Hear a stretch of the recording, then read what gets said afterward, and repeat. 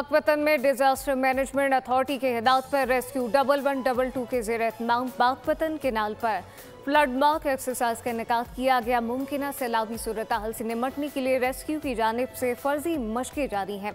तफसीलात क्या है, मॉक एक्सरसाइज किस तरह से जारी है, जानते हैं तारिक हुसैन भट्टी से। बिल्कुल मुमकिन सैलाबी सूरत हाल से निपटने के लिए रेस्क्यू 11/22 जो है वो आज पाकपतन में उनको फर्जी मशकें कराई जा रही हैं।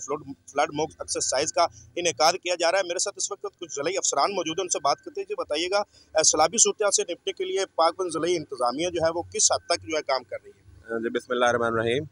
जी हुकूमत पंजाब की हिदायत पर फ्लड के हवाले से, फ्लड की तैयारियों के हवाले से आज हमारी ये सेकंड मॉक एक्सरसाइज थी। पहले एक एक्सरसाइज हो चुकी है अच्छे तरीके से, अब दूसरी एक्सरसाइज थी ताकि हम जो है फ्लड के हवाले से बिल्कुल तैयार रहें।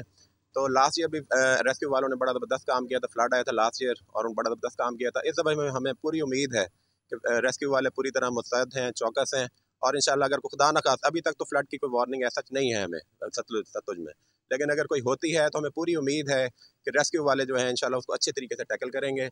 और कोई अगर खुदा न खास सूरत हाल होती है तो हम पूरी उम्मीद है कि अच्छे तरीके से हम उसको डील कर लेंगे। थैंक यू जी बिल्कुल, जैसा कि आपने ज़िला अफसरान की बात सुनी, उनका यही कहना है कि किसी भी सूरत हाल में रेस्क्यू 11/22 जो है वो हमा वक्त तैयार रहती है। जी सब्सक्राइब करें और बेल दबाएं ताकि कोई खबर रह न जाए।